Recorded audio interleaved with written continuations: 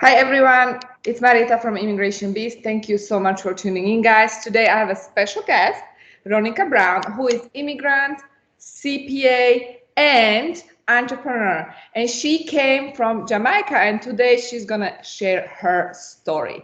Thank you so much, Ronica, for being here. Thank you. Thank you for having me, Marietta. Thank you so much. My pleasure. So why don't we start with let's go back where this move from Jamaica all started, and what was the main reason you decided to move to United States? I think a lot of it has to do with opportunities. I was in high school, so I was about 15 when I realized that I was gonna actually get approved for my my immigration documents were in process, and that I was gonna, I guess, leave this country and move to United States. So at that time I didn't know really a lot about going abroad. I've never traveled before, actually, on a plane or anything like that. But growing up in, like, very rural Jamaica, it's a small island, probably like 3 million people maximum on the entire island. So you can tell that as far as opportunities, there are opportunities, but there's not a lot for everyone. Yeah. And migrating is like one of the things that people do just to expand opportunities. So I've just always pictured myself as a business owner and so forth. And I was just had this image in my head that I'm going to come to America and I'm going to work and become a business owner and do all these wonderful things that I see on TV. Wow, so this was early on when you were 18, 17, 18, you already had this image in your mind, right? Yes. That's unbelievable. So you already knew that you want to be entrepreneur, business owner, and powerful woman that you obviously are now. Back then, I don't think I knew of the word entrepreneur. Yes. It was a way how people make money back home. Like, for instance, growing up, you'll know people that they just do stuff to make ends meet. So in that terms, we didn't really think about it as being, entrepreneur or a business owner. You're just thinking that, Mr. Such and such is selling this or selling that. So it's kind of like growing up in that type of environment where people had to create on their own to make money and feed their families. Yeah. So from a very long, I've sold ketchups in school. I've started a farm one summer because there were like these new set of clothing that was out from Europe, and we wanted to buy it. I think it was like, I don't remember what brand it is, but I wanted to buy it. So me and my cousin started like a peas farm to get the money. So all these little things I thought that were like an introduction to entrepreneurship. It's when I'm grown and I'm like, oh, I was a little business owner back then. Yeah, totally. Absolutely. I mean, you were literally. So that's unbelievable. So you had this beautiful childhood in Jamaica, obviously very different compared to United States culture.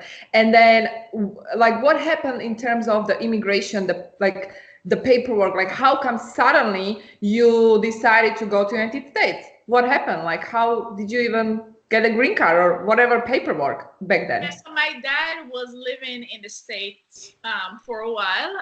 He's a Jamaican as well. And my dad, was remarried and have an extended family. So they were living in the States. So at that age, think, him and my mom had a conversation, and it was decided without my knowledge. I was just told that this was what's gonna happen, that he would start the immigration process for me. Okay. So at that time, I don't know, I wasn't really excited or anything. Like, I felt like I didn't have any sort of emotions towards it because I didn't know what it was. I just know that I'm gonna be going abroad, and I still had to study hard in order to transition when I come to America. Right. And so it was just basically me following my parents' instructions and going through the process of you need to show this day to the embassy, you need to do this, you need to do that. So it was just more following their footsteps and going through their process where they were basically driving that and And Yeah. I think it was when I was probably like, in my final year of college, it really sink in that, I'm gonna actually leave. And it was, a bit bittersweet, but Yeah. it was kind of like, I really don't want to leave, but it's, I don't know what I'm going to, but. So you left and your mom stayed back in Jamaica, or she did? And what about your Jamaica? So I came here to live with my dad, my dad, my stepmother, and my younger sister. Okay, so you at least came with your younger sister. No, my sister was living here, so he's with my my dad's new family. Okay, gotcha. So it was basically. Do you have any siblings? Say that again. I mean, do you have any siblings back home? Like, did you leave the yes? So I left. I left brothers back home. So I'm the first child from my mom. So I have two younger brothers on my mom's side. Mm-hmm. So they were left in Jamaica. The youngest one was he was 5-6 years old, and actually he just came to America 3 years ago. Mm-hmm. And now he's like, almost 20. Yeah. Wow. So basically was it hard for you? I would say, I would think it was difficult move, because you left back home, you left your background, and suddenly you are in a new country, right?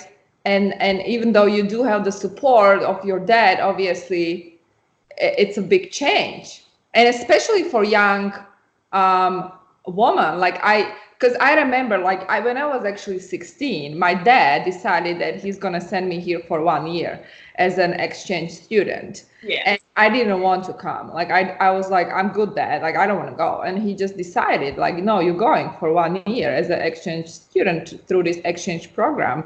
And I end up in West Virginia, which is not necessarily the ideal state.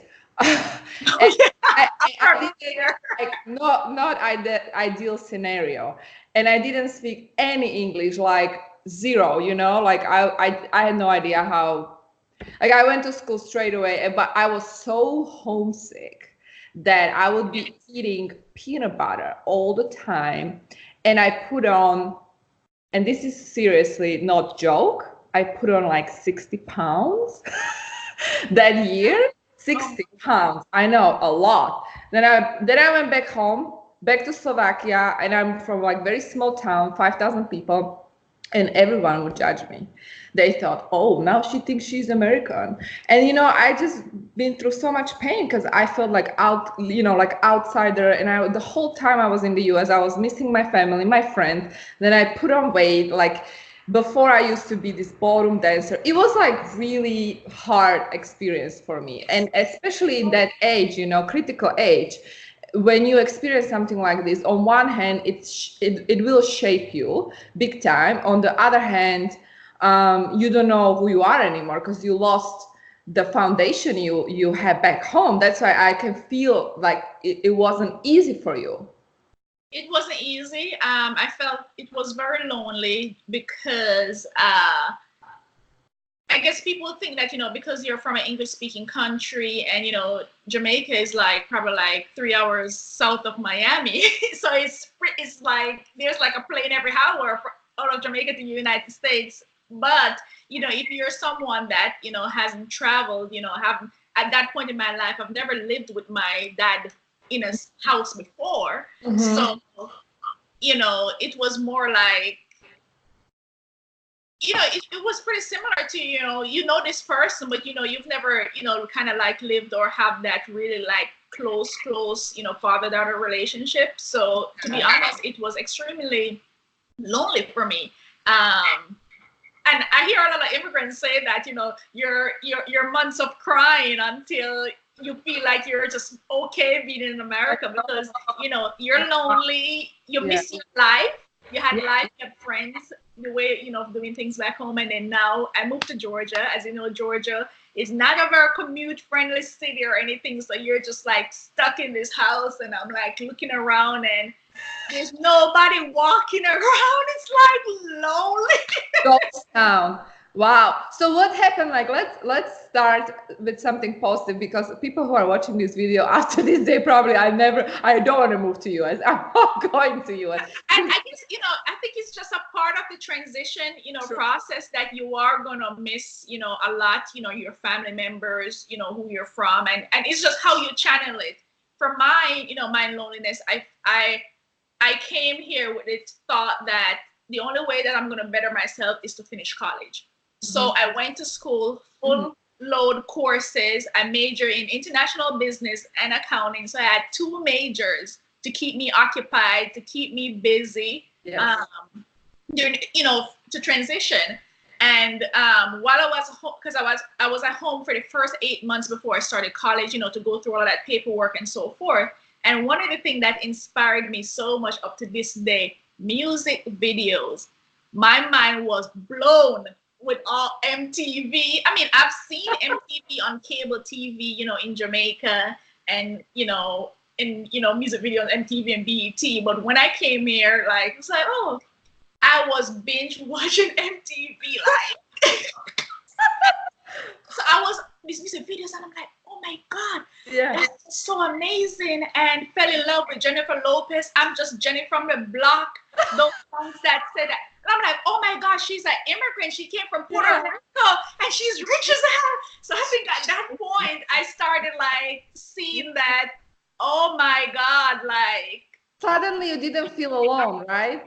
Suddenly you didn't feel alone. Suddenly it was like, well, there are people like you as well who Exactly. who moved to this country. They're from different countries. They're immigrants, and suddenly it started to shift. But then, like, obviously, you went to school. You became this super successful CPA and entrepreneur and business owner, and you are helping wealthy individuals. And recently you started to help small business owners how to take care of their taxes, the corporate structure, and so on, which is super important. So how did it happen? Like, how did it happen? Like, you went from someone who is super homesick, and then suddenly today you are this super powerful being who is helping other powerful being to even save money big time. You know what? Even my aunts from Jamaica on my side, that side of family, they're pretty, affluent families in Jamaica on my dad's side. So even on that side, my aunts on that side, they're like, they just don't, understand how I come and do things so quickly. Yeah. Because I went to school so quickly. One of my aunt surprised that I have, a master's in taxation. I mean, obviously you're smart, we know that, but like, it's more than that, it's got to be more than that. And I think that is because, instead of, being sinking into my loneliness, I use school to be my entertainment. I use school to be entertainment and just keep studying. So I think that I chose to be in business, accounting, and also international, business affairs, just because I loved business. I've always thought that, I like business. In Jamaica, I was a chemistry major at first in high school, and I couldn't pass my chemistry test. So I went over to the business school to take accounting, and I like accounting. So from then, I was like, well, okay, probably, this science thing is just not for me. And it was then everything about business started to kind of like morph into a, like a snowball effect. So when I came here and I looked through the admission journal, I saw, accounting and, finance and all this stuff. So I'm like, you know what, I'm going to pick accounting. And when I started college, I saw international business and international affairs. And I'm like, oh my gosh, I so want to, travel abroad, work with other business owners. I was very interested at the time in working for the IMF, the UN, and those international non-government NGO organizations. So I was extremely interested in working for those companies. So that's why I chose that major. And even though, entrepreneurship, it's kind of like you don't know where you're going to land here, and, going to school and get hired from someone is a natural projection. And it was after I was like working and got tired of being in corporate, and I was like, this is not how I imagined my life when I came here. And, how do I make that transition? And I realized that I wanted to explore being in business. That's great. So you were in literally, you were working with corporate America, and then one day you just decided to switch. You just decided to start your own thing. Exactly. Like So overnight? Was it like an overnight decision, or like was it like transition for a couple of months, maybe years? Some people take forever. yeah, it was a transition for sure, just because, of my personality. I'm more so comfortable when I plan things out, and I was concerned because of my personality, because I've always been told and acted like, I'm reserved. I don't, I'm not that, go talk to Crazy someone and one. stuff. So You know, to me, you know the spontaneous crazy one who jumps, and you know how entrepreneurs are. They jump from the cliff, and on the way they burn they burn the bridges and build a business. exactly. And then I remember I was dating this guy at the time, and he was like, well, I mean, why would you think that you'd want to be in business when you're so shy? And I was like, so things like that, you think that you're too shy. So what I started doing is, like, I started going to networking events while I was in corporate. Mm-hmm. And when I get a hang of the networking event, it's like, okay, this is not bad. I'm getting clients, and I printed business cards and so forth. Then that's where I developed like a 1-year plan to quit, where I just start, because at this time, I was doing pretty well in corporate. Yes. I owned this like big old house. Had a nice car. You have to mortgage your car, the clothes, the shoes, and all of this. So I was doing pretty well. So to go back, everyone thought I had a midlife crisis. Midlife crisis, and yet you were super young. Wow, I like that. Yes, So because I didn't want to quit, because I yeah. felt like I was not having a good time in corporate. I wanted to be at a comfortable place in my job, just to make sure that I'm making this decision because I want to, and not because, you see what I'm saying? So it was just Yeah. Well, but it's different. It's different to make the transition if you have savings, right? Financial back right. where you have to because you are under pressure, Yeah. and you did it because you decided this is what you want to do next phase of your life. But you already had the saving, you had the Yes, so I was confidence, and you saving, want to make sure. I understand. saving up money. I decided to downsize my life. That's when everyone thought I went bonkers. I rented the house. I moved in with a roommate. I just basically, try to cut my expenses, because I was like, you know what, I don't know how everything's gonna work. Yeah, totally. And, I'm like a single woman with this big old house. It's like, why? Like, I felt so lonely that house again. It's like my loneliness kept coming back.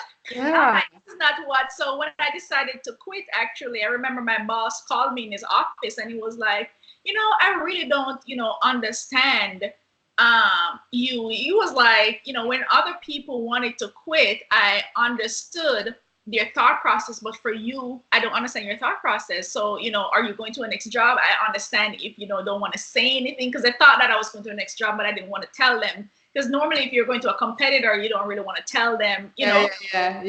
So I said, no, I'm not going to a next job. I want to, go home and, focus on doing some nonprofit work for a while, which I did for the first few months when I quit. And he's like, so how are you going to make money? And then I was just like, and I said, you know what? I came here with zero money at 18 years old, and I'm sitting in front of you right now. Yeah. So I think that I'm going to be fine. And that was the only answer. And, the look that he gave me told me that it's kind of like Judgment. It's a very judgmental look.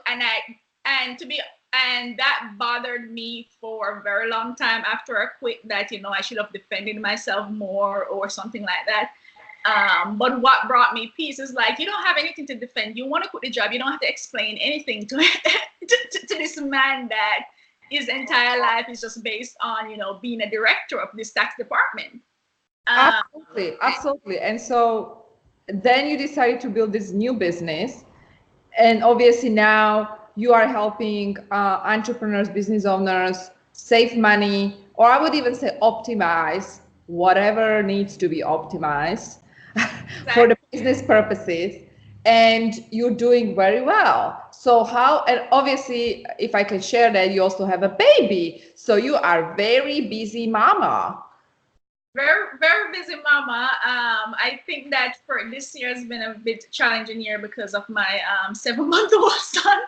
Oh my God. The height of my busy season. So I think a lot of it is just trying to get help and just being okay that I don't have to be in front of my computer constantly.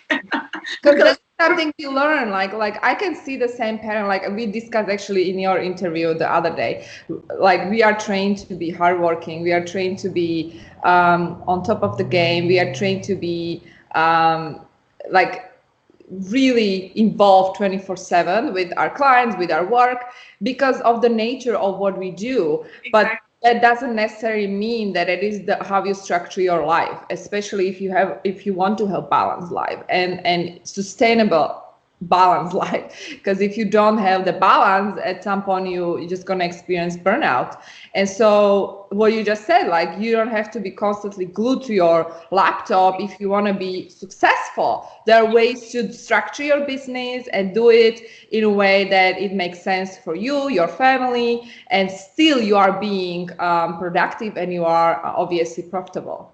Yeah, it's all about when I started this year, I knew that it was all going to be focused and being productive. So even if during the week, because I haven't, put my son in daycare as yet because I wasn't comfortable with him going to daycare that quick.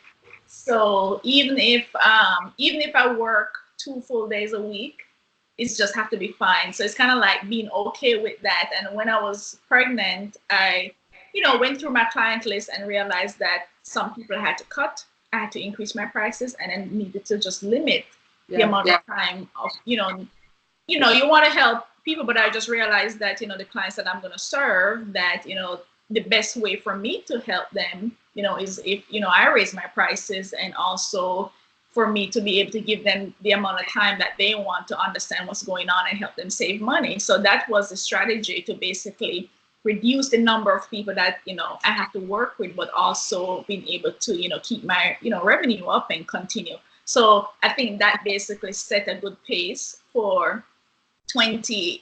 Yes, we are in 2019. I used to be working around the clock before, and I think that even though it feels like I'm working around the clock now, because if it's not in front of my computer, it's like yeah. And you know what, I can so relate to you. Like I was just like you, and obviously like I started, it's been 9 years now with this business. But I learned over the years that, like you said, like it's better to have the quality client instead of the quantity, because when you do have the quality client, then you can deliver the results you really want to deliver. Because if we don't deliver the results, we don't feel fulfilled, like obviously. And so it's better to have, and again, the price is a reflection of that, and many people don't actually understand. And I think we should talk about it a little bit also, because I love to hear your point of view. People think that when you have a premium price, there is something fishy about it, right? On the other hand, they don't understand that, I don't even want to use the term like you pay for the quality, what you pay for you get, right? But technically it is true, because when you want the quality, you should expect certain amount of energy from the service provider, and in order to deliver, the energy needs to be put into that project. And so if you don't pay the premium, don't expect the same result, right? Not even when we talk about being expert in one field, like you are super niched, I am super niched. We don't serve just the whole, like there's so many people who are generalists. Like I don't serve all immigrants. You don't serve all entrepreneurs and business owners.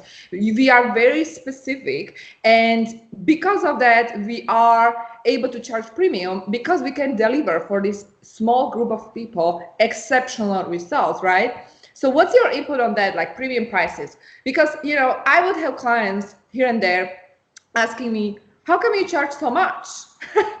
And I'm like, because I'm, first of all, expert. Second of all, I deliver. And it depends what you want. Are you going to channel store and you're going to negotiate the price? Can I have this purse for $100? You don't, right?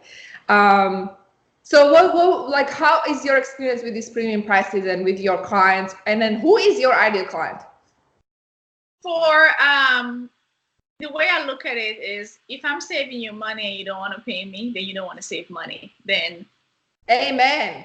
There's nothing else we need to discuss. So if you're gonna haggle me on price and I'm gonna be saving you a big chunk in taxes, then you just have a mindset problem.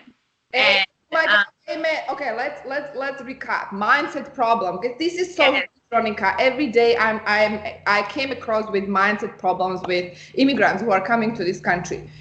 And because for whatever reason they are from different cultures, and I get that, they have the same mindset problem you just pointed out. Yeah, and then even with, I remember one experience where I was working with this client during tax season, and she was like, I was helping, with their business returns. So I realized that so I said, let me look at your personal to see, what your filing position needs to be in order to increase. This person was getting a refund, to increase your refund.